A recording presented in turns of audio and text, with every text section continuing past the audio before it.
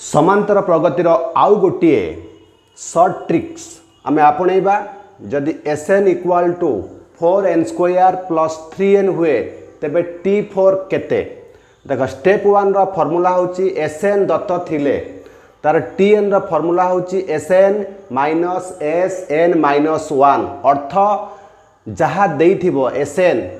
सेटा को लिखिबा एवं क्षेत्रु n रु गोटे 1 को आमे कमेइबा ता अर्थ Tn equal to Sn minus Sn minus 1 step 2 रे एहार शॉर्ट ट्रिक्स होची देख आम पाखरे पचारछि से T4 देख Tn बदल मु लिखली T4 एवं एठी आमे लिखिबा SA4 माइनस SA4 माइनस 1 कोन हे जिवो SA3 हे जिवो देख SA4 अर्थ एई जो Sn दत्त अछि n जगह आम 4 बसैबा देख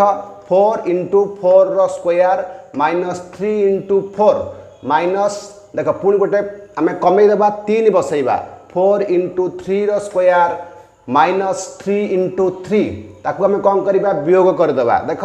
4 × 16 16 64 माइनस 4 3 12 एठी माइनस चिन्ह दिया जाइछि 3 3 9 9 3 केते 27